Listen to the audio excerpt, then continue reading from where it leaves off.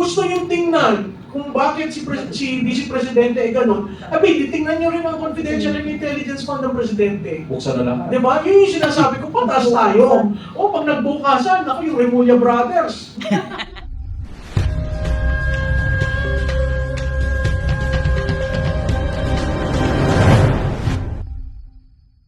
Ordinary soldier.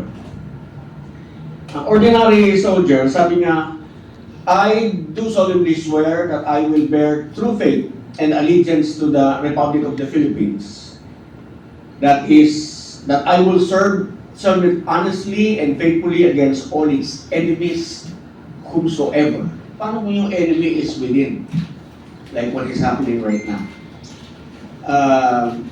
That I will support and defend the Constitution of the Philippines, that I will obey the orders of the President, the orders of officers appointed over me according to the rules and articles of war, and that I impose this obligation upon myself voluntarily without mental reservation or purpose of evasion. Yan po yung ordinary soldier. If you withdraw your support to the President, you are not violating your oath. You are actually doing it in keeping with your oath. Okay? So, kasi, dito po kasi sa ating sitwasyon ngayon, ang merong allegation na merong malaking kasalanan sa Pilipino, sa taong bayan, eh yun mismong Pangulo. And so, wala tayong magagawa. Kailangan we should make a stand. Are you going to remain silent and therefore be interpreted as a protector of the magnanakaw and the plunderers in government? Or are you going to stand up and say, I withdraw support? Dapat nga sundan na yan eh. Dumami na. Para magkaalaman tayo. Ngayon doon sa survey, hindi ko lang ano. Eh, ang survey, negative na eh. Does that mean hindi negative yung mga uniform personnel natin? Kasi that's a, kumbaga yung mga survey na yan is a kumbaga general, it applies to all the population. Ngayon, yung code of conduct naman ng mga sundalo, every soldier recites this pledge, which serves as their professional creed. Bago ka mag-umpisa, meron kang creed, pinapamemorize sa ito. I am a soldier, I am a Filipino soldier. I will support and defend the Constitution of the Republic of the Philippines. I am a Filipino soldier. I will fight all forces that would destroy the freedom and independence of the Filipino people. I am a Filipino soldier. I will obey the laws, legal orders, and decrees of my lawful superiors at all times. I am a Filipino soldier. I will uphold the supremacy of civilian authority over military in war and in peace. I am a Filipino soldier. I will live and die in the true Filipino tradition of valor, honor, duty, and loyalty. To all this, I pledge my life, my treasure, my sacred honor. See, so, meron bang na-violate dito si Colonel Bungao by doing what he did, by declaring he is withdrawing his personal support for the President? Palagay ko po wala. As a matter of fact, he is covered by the Bill of Rights, yung kanyang freedom of speech, freedom of expression, under Article 3, Section, anyway, I think that's Section 4. Tapos yung Section 18 ng Bill of Rights, he cannot be detained. Now, if they're detaining him, we want them to know that he cannot be detained by reason only of his political belief. Walang isang tiwala sa Pangulo, and he was brave enough to declare that I can no longer support the President. And rightly so, dahil kita naman natin, siya yung may pananagutan dapat, hindi siya nananagot, ayaw niyang managot. Ayaw niyang humarap, ginagamit niya ang puwersa ng gobyerno to protect him and his cousin. Yung mga kasundaluhan naman natin, pumapayag na gano'n ang mangyari. So siguro magsimula na sa ibaba, para paramdaman ni General Bronner na ang sentimento ng mga sundalo niya. Pero hindi ko sinasabing si General Bronner ay hindi professional soldier. He's a very professional soldier. Kaya lang, nananatili rin siya sa kanyang paniwala na kailangan non-partisan. But non-partisanship does not mean if you withdraw your support for the president kasi kailangan niyang managot, ginagawa niya pa rin yung kanyang tungkulin. So, I think it's about time for all of us to make a stand against this. Against, hindi pwedeng lahat ginagamit ng gobyerno ang kanilang buong resources to protect the criminals among us. Alright. So, follow-up question ko lang po, para for clarification lang, di ba? Kasi lagi namin naririnig that you've sworn to actually protect the Constitution and also the people. And also in the context of the Articles of War, ano po ang limitations nun? Because some people understood that as, trying also protecting the Commander-in-Chief. Are there limitations to that? At which we say, pag nag-cross ng line na to, this is where I make a decision as a soldier. Yung Articles of War kasi tinignan ko Article 96 and 97. No? Article 96 is unbecoming of an officer and a gentleman. I don't think he was naging unbecoming, yung unbecoming ka for declaring your belief, your personal belief, which is guaranteed by the Constitution. I do not believe that they can dismiss him from the service on the ground of Article 96 or kahit 97 because wala naman siyang sinabing inimical to the interest. Hindi niya siniraan ng armed forces, hindi rin niya. Ang sinabi niya, I remain loyal to the Republic, I remain loyal to the armed forces of the Philippines. So walang Article 96, walang Article 97. I don't know kung saang bulsa ng Panginoon nila kukunin yung ididemanda nila kay Colonel Mungao para siya ay parusahan or i-discipline. Actually, he is in keeping with his oath, actually. Yun yung sa akin. No? Ginawa niya dahil siya ay tunay na sundalong Pilipino na true to his oath, true to his creed.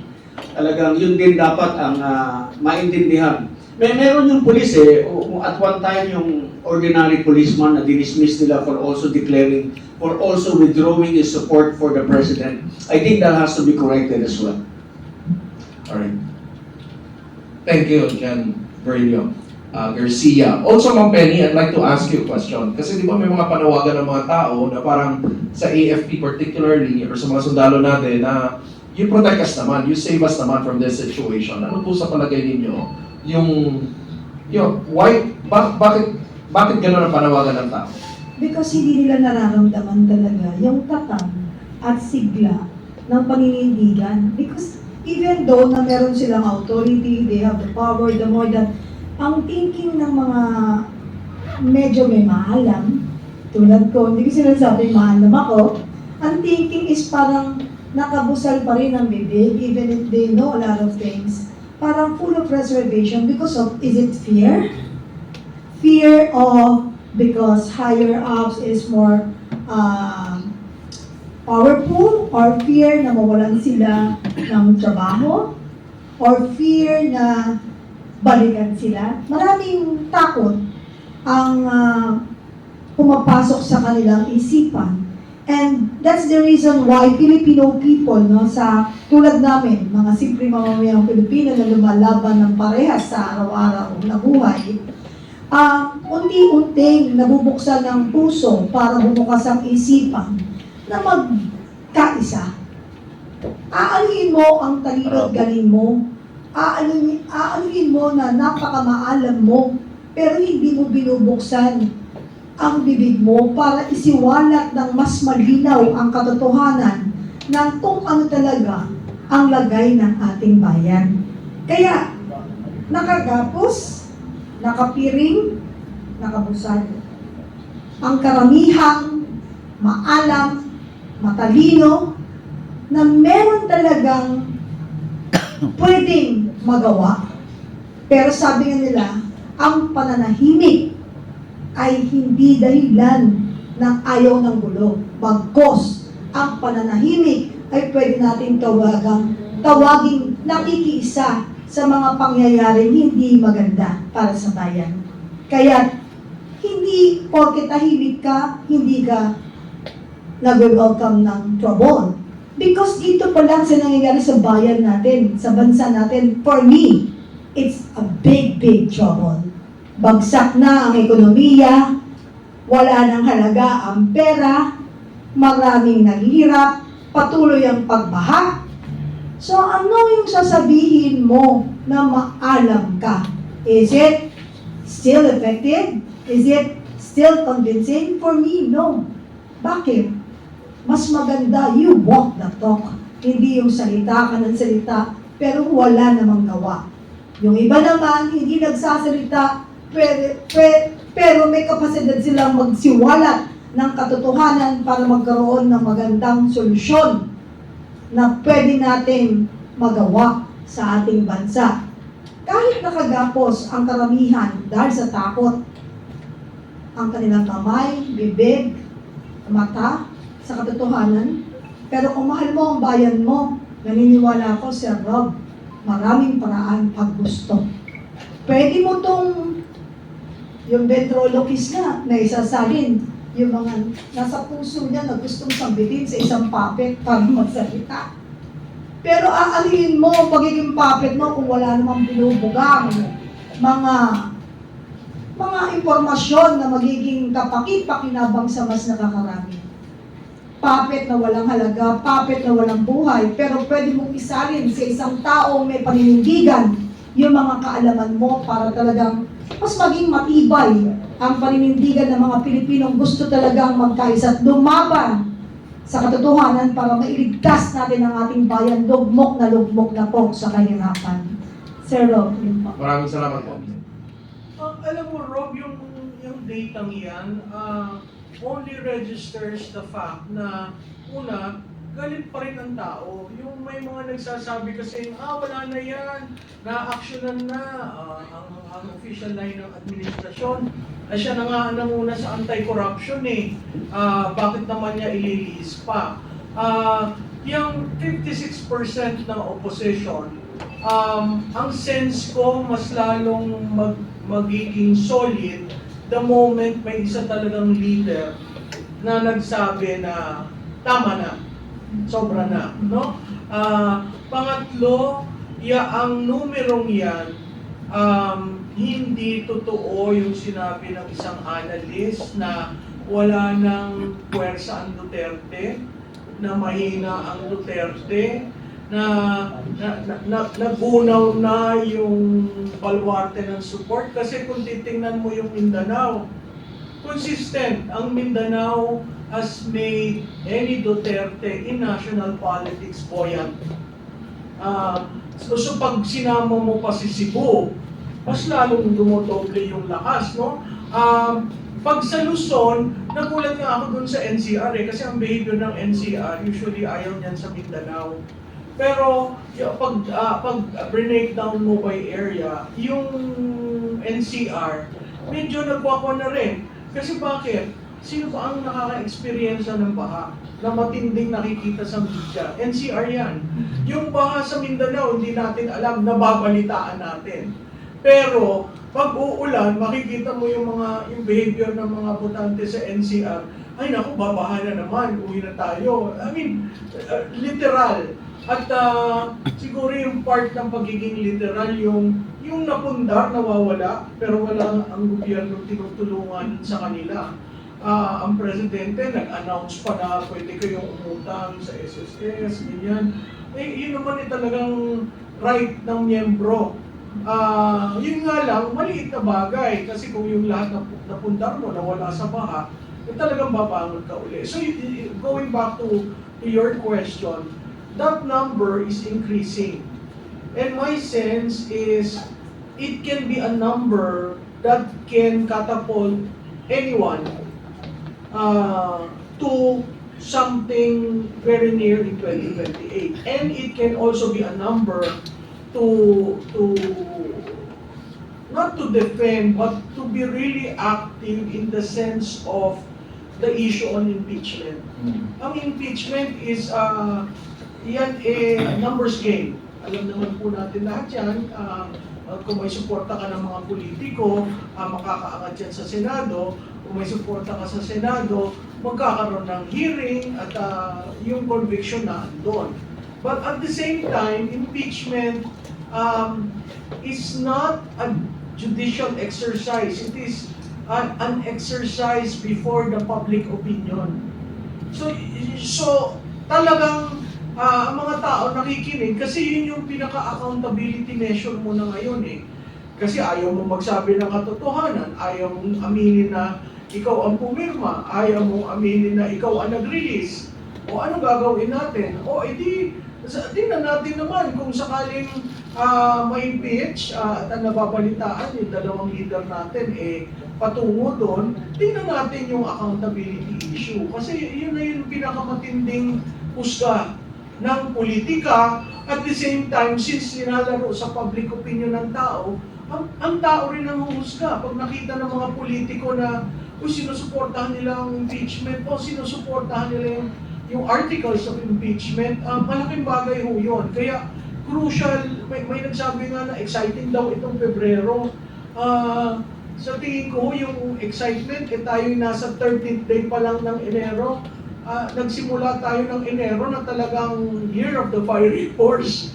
Talagang ang lundag ng kabayo ay gano'n na tayong lahat talagang tinitingnan ano ba ang gagawin. Kasi may nangako na may makukulong. Diba? Ginamit pa yung pananalita ng dating Pangulo na bilang na ang inyong Christmas. Ito ang sinabi, hindi makukulong kayo, hindi na masaya ang inyong Christmas. I mean, it's a reiteration of what the previous president said in order to capture that base. Kaya nga ang sinasabi ko, huwag nyo lang tingnan ang approval at distrust, tingnan nyo yung sum total. Kasi pag tinignan mo yung sum total, lalo na doon sa mga tao sa Malacanang na nagbabasa ng survey, talagang hindi ko alam kung paano mo pababanguhin, patataasin ang resulta ng mga susunod na survey para sa Pangulo. So, bali, i-connect ko lang po yung mga figures na lumabas dun sa survey natin. Kasi sinasabi din nila, di ba, na parang tumaas daw yung tiwala ng tao bumaba yung tiwala ng tao sa Pangulo kasi inilabas niya yung corruption, right? Pero actually, it doesn't make sense, right? Kasi kung titingnan mo rin, based on the survey, ang mga tao sinasabi nila na dapat ang pinakamalaking issue, most important issue that the President should be focusing on is, yes, the current state of corruption and relationship to public trust. And public trust, based on the survey, is saying na mababa yung trust. In fact, bumabagsak. In other words, hindi kontento yung mga tao sa talagang nangyayari. At ito pa, I think it's very significant as well. Ang sinasabi ng survey na si BBBM daw, ang presidente natin, is involved. 48% of the respondents are saying involved siya. Alright? 48%. Tapos, Martin Romualdez, involved or benefited at 78%. Of course, Saldico, alam na natin yan. And then Sandro Marcos also came out. No? Part dun sa apat na mga involved doon na pinaniniwalaan ng mga tao. Ano masasabi niyo doon? Alam mo, yun nga yung sinasabi, di ba, ang dami natin nakikitang link analysis na yung mastermind hindi pinapakita, usually may question mark. Pero alam na ho ng taong bayan kung sino yung mastermind. Inihintay lamang nung taong bayan, yung leader magsabi, alam mo, nagkamali ako, pinirmahan ko yung budget. Alam mo, nagkamali ako, discretionary ko yan. Alam mo, nagkamali ako for later release, inaprubahan ko. At kung titingnan niyo yung sinabi ni Congressman Toby Chanco, naalala niyo yung sinabi na, ilang bang bahay ang gusto mo? Ilang bang kabyar ang gusto mo makainin? Ilang bang sasakyan? It was the President asking those questions to the Speaker. Ngayon, ibabalik ko naman doon sa, nag-release ka na 12 kontratista. Yun ay part ng diversion. Kasi kinontrol nila yung development ng narrative na yon. Dito lang tayo sa 12 kontratista. Bakit yung 12 kontratista? At pag tinignan mo ulit, dito lang tayo sa Bulacan. Kaya hindi ko maintindihan bakit Bulacan ang ginawa niyong example. Bakit probinsya ko, Oriental Mindoro, ginawa niyong example? Abay, walang kaso. Di ba, walang kaso yung mga politiko doon. Ang mga district engineers lang ang naipit. Ang tanong ko, ba't hindi sinama ang Ilocos Norte? Kaya tinatanong ko yan sa BFF ko. Kayo rin sabi na hindi, siya ang nagdala ng anti-corruption, siya ang nakipaglaban, siya lamang ang presidente.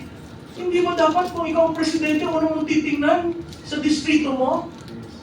Sino ang hindi nila sinasabi, most of those projects are in Ilocos Norte. Done by a mayor, he supported in 2025. Kalaban sa pinsan niyang si Michael Kiyon. Tapos pag kinumpare nyo, nag-donate rin pala yun. Oo, ganun din yung sitwasyon ni Senator Escudero.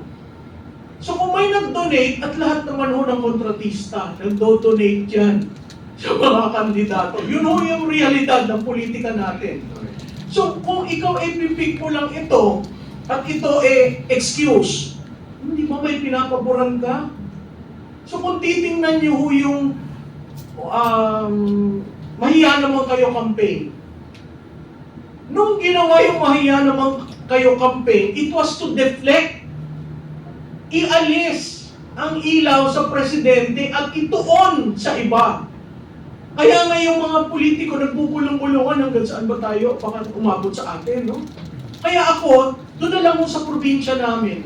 Hindi ho ba yung napunta kay Arnan Panaligan ay isang parking? Ramdam sa amin ang puwerso ng gobyerno, kaya sinasabi ko na kayo ng mga nandyan sa panig ng mga naka-uniforming personnel,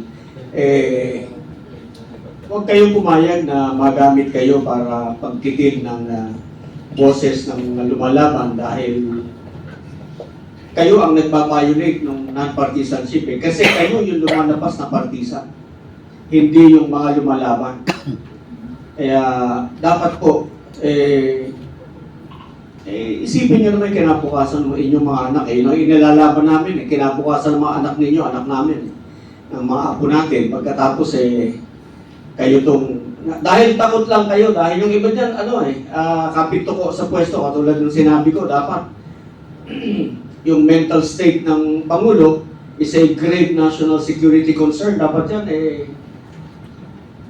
pa-examine natin. Yung duty ng gabinete ng Pangulo yun, to have him examine.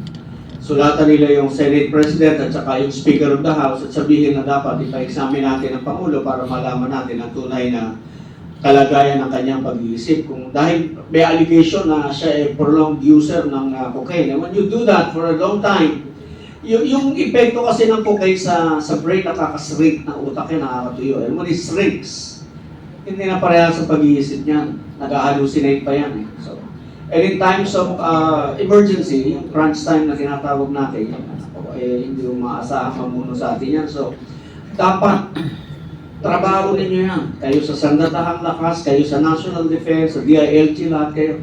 I think it's incumbent upon you to do your duty under the Constitution. Have him examined. Para magkaalaman tayo, para ma-settle natin itong issue once and for all. Confronting the President himself. Yan yung problema pati yung chain of command Paano kung yun nandun sa chain yung problema? Paano po proteksyonan mo yung government? You're loyal to the government. You're loyal to the government and to the Constitution, not to the person. Paano mo yung person ang problema natin?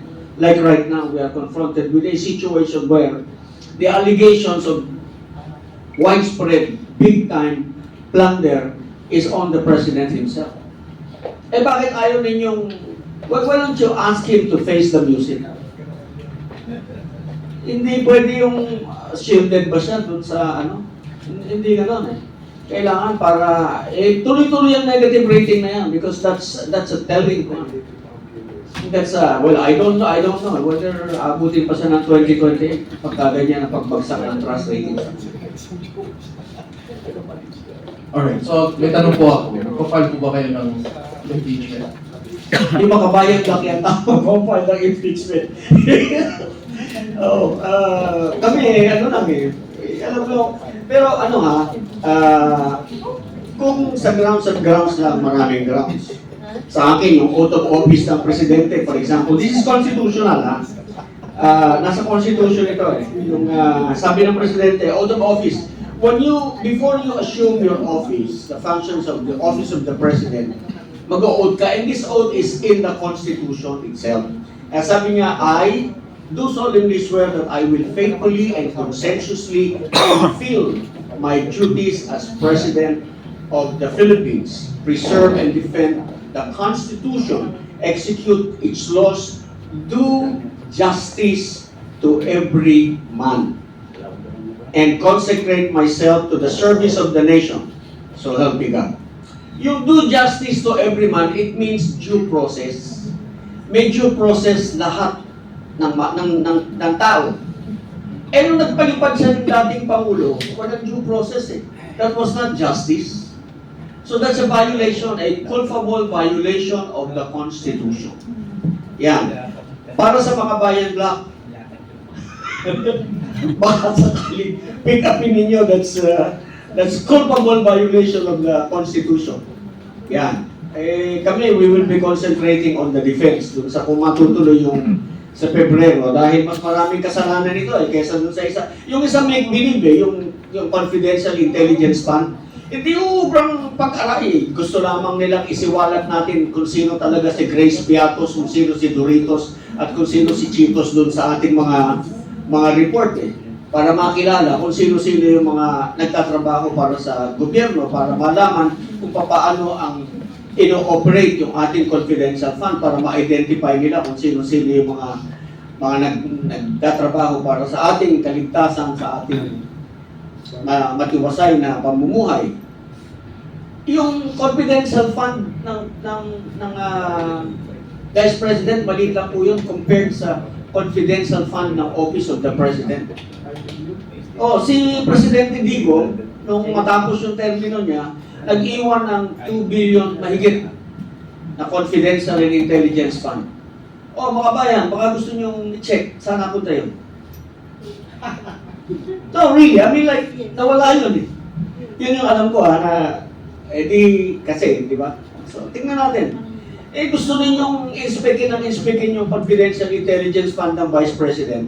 Eh, di yun munang sa'yo, tingnan din natin. Tsaka ito pa, yung pagpondo mo ng confidential intelligence fund sa Office of the Secretary of Education, that too is unconstitutional. That too is culpable violation of the Constitution. Balita namin, magpapile kayo, di pile nyo na.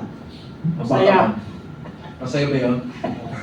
Okay, so, may dadaglag lang ako dyan. Kasi balikan ko ulit doon sa desisyon ng tao, based on the survey. Sinasabi ng mga tao, karamihan, involved ang presidente, nag-benefit ang presidente. In other words, parang alam ng mga tao kung sino ang mastermind, sino ang nag-approve, tama? And also, ang rating ng presidente natin sa disapproval, nasa 55 na, yung distrust, nasa 62.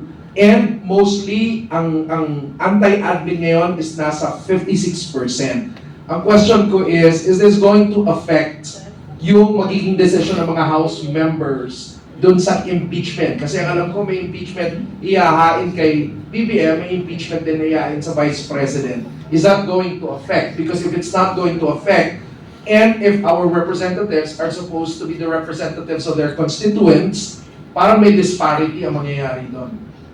Dito natin malalaman kung yung mga congressman natin ay tunay na kinatawan ng ating mga mamamayan. Pag nagkaroon sila ng consultation at isusundin nila ang taong bayan, ang hatol ng taong bayan, at yun ang magiging boto nila sa ating kongreso, well and good. Pero hindi boto nila, kasi kung boto lang nila yan, then they're not being the true representative of the people. So there's the challenge. Bago bumoto yung congressman nyo, dapat alam ninyo, yan ba kinonsulta kayo? Because dapat ang boto nila, boto ng tao. Kasi sinasabi nila na yung boto ng mga congressman na sa impeachment ay boto ng taong bayan. Kung tunay na boto ng taong bayan yan, dapat kinonsulta mo muna ang iyong constituents. Ano po ba sasabi niyo doon, Mang Malu? Oh, may impact yun, no? May impact yun dahil pumupunta na tayo dun sa institutional inquiry into accountability. Again, depende kung ano yung mga charges na ilalatag. Again, depende kung silang dalawa. Matindi yung silang dalawa, sa tingin ko, yung Committee on Justice, mahihilo kung paano gagawin yung role nila kasi sinabi ng Korte Suprema, oy, mag-hearing kayo ha, hindi na pwede yung fast break sa Senado. So magkakaroon ng hearing sa Committee on Justice, imaginein mo kung yung dalawang presidente at vice presidente. On the other hand, kung gusto talaga natin ng accountability at kung gusto natin that we seek changes within constitutional ground, that's the only way we can seek accountability. Yun nga lang, tinitingnan ko saan budget kukuha para bayaran ng mga congressman. Meron daw, meron. Oo. Meron kasi kita. Kaya yung 2026 budget, medyo tingnan nyo.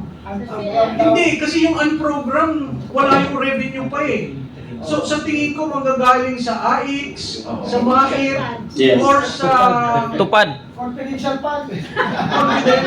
Yun tingnan ninyo yan 400 billion. Or sa school buildings. Pero ang problema niyan, yung previous kasi hindi pa nababayaran Correct. So, naalala niyo yun, nung sinabi na, oy, ilabas niyo na yan. Yung sabi nung dalawang congressman, ilabas niyo na yan kasi na-commit na yan. Kailangan ng bayaran, di ba? Yes. So kung yung parehong member ng 19th at 20th, at ikaw ay hindi ka nabayaran o hindi ka nabigyan ng allocation, these things can work against the leader. Dahil, nangako ka sa amin, gusto mo na naman kaming pumirma dyan, hindi mo naman itinuloy, di ba? So, napakahirap na sa quicksand ang administrasyon na ito pagdating sa impeachment sa Pangulo.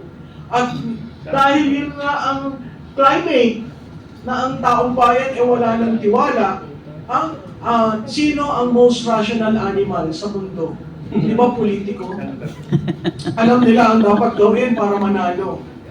So asahan mo dito sa impeachment, very tricky ito. Hindi porke nasa administration ka, susuporta ka. Hindi porke sinabi ng oligarch behind a political party, susuporta ka. Kasi titingnan nila ng oligarch, uy, naipit ako dito. Uy, hindi ako makagalaw. O, lahat ng pangako ng proyekto hindi na ilalabas. So all these things, ang sense ko, ang Pangulo nasa catch-22 position. Ang Vice Presidente, kung rehash, nung katulad ng dati, nako, kaya-kaya ng legal team niya. Kasi pinaghandaan na nila noong pa. No? Yan lang paulit-ulit na si Piatos, si ganyan. Hindi nila naiintindihan yung joint memorandum on the use of confidential and intelligence fund. Kaya nga sabi ko, puntan nyo yun. Diba? Hanggat hindi yun napapaltan, yun ang governing law. At kung gusto yung tingnan, kung bakit si Vice Presidente ay ganun, titingnan nyo rin ang confidential and intelligence fund ng Presidente. Buksan na lang. Diba? Yun yung sinasabi ko, patas tayo. O, pag nagbukasan, ako yung Remulla Brothers. Ang dami nun. Diba? Hawak nila 2 ahensya. O, ngayon 3 na pala, dahil may ombudsman pa. So, these things have a way of, if you play your cards right, pwedeng pabor sa administration,